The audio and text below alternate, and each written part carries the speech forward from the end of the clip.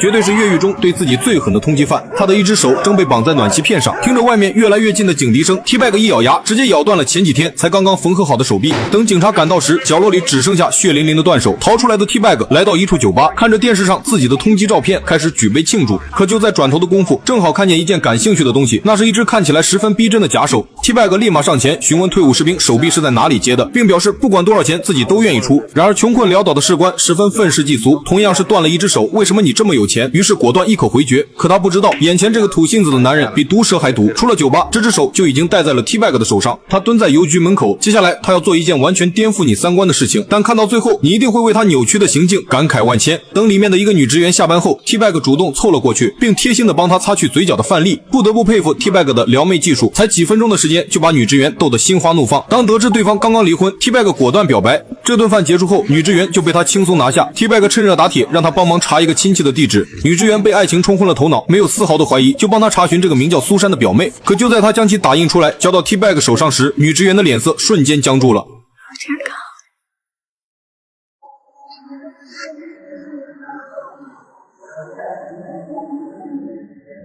I really wish you hadn't seen that. 等 T-Bag 离开邮局，女职员已经是一具躺在地上的尸体。不久后 ，T-Bag 来到了苏珊的家门口，他万分紧张地整理着头发，然后深吸一口气，敲开了苏珊的家门。Can I write a check for the food?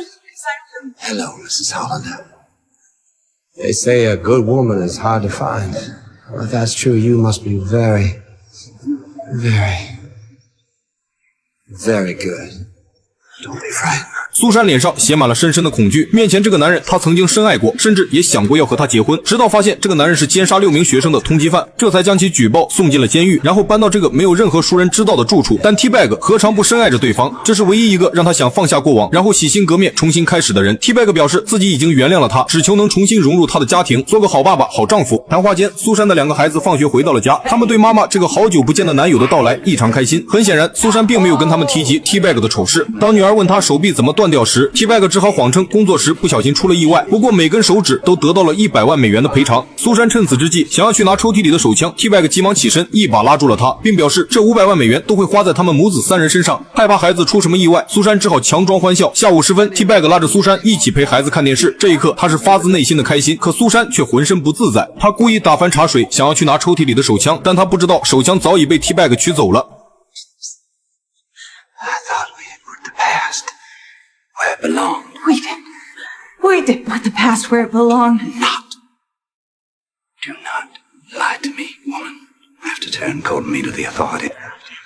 And everything we had after breaking my heart. So many pieces that I will never. Oh, you can at least do me the favors and I'll stand there and lie to my face.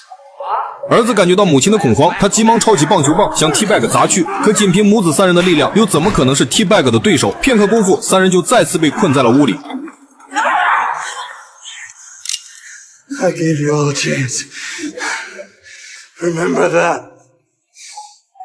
出了这件事后 ，T-Bag 用木板将门窗全都钉死。然而总有邻居过来敲门找苏珊 ，T-Bag 知道这样下去迟早会被发现，于是决定带他们回到自己记忆中的老家。许多年没人住，这里早已破败不堪。T-Bag 推开门，如果不是迫不得已，他一辈子都不想踏进这个房门。他挪开一个柜子，从后方的小洞里拿出一本厚厚的字典，翻开早已泛黄的书页，过去的记忆一点点浮现在心头。T-Bag 是父亲和 T-Bag 的智障姐姐乱伦所生，父亲更是一个酒鬼，成天和一些狐朋狗友混在一起，没事就让 T-Bag 表演背单词。这一次朋友离开后，父亲就像畜生一样侵犯 T-Bag。从此以后 ，T-Bag 对自己家族的血脉深恶痛绝，直到遇到苏珊，才仿佛获得了新生。他让苏珊和自己一起重建家庭，可面对这样一个奸杀了6名学生的通缉犯，苏珊又怎么可能同意呢 ？T-Bag 终于告诉了他实情，这6名学生其实都是自己家族的直系亲属。他想要断绝这个肮脏邪恶的血脉，所以也不会要孩子，他要让血脉断绝在自己这一代。T-Bag 再次恳求苏珊接纳自己一起生活，可从他恐惧的眼神里 ，T-Bag 已经知道了答案。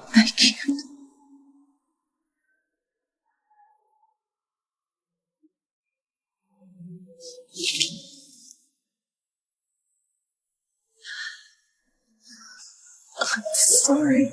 他将母子三人关了起来，然后独自默默地坐在院子里，看着树墩上的斧子，他的舌头又不自觉地蠕动起来。不久后，地下室的门被重新打开，母子三人已经完全吓傻了。然而出现在他们面前的却是2名警察。警察说他们接到匿名报警才赶到这里，可这么偏僻的地方根本不可能有人知道。而几公里外的马路上 ，T-Bag 丢下电话，泣不成声。这是有生以来他第一次如此失落，因为从此之后一直支撑他活下去的希望已经破灭了。或许这辈子他都不可能拥有一个再普通不过的家庭。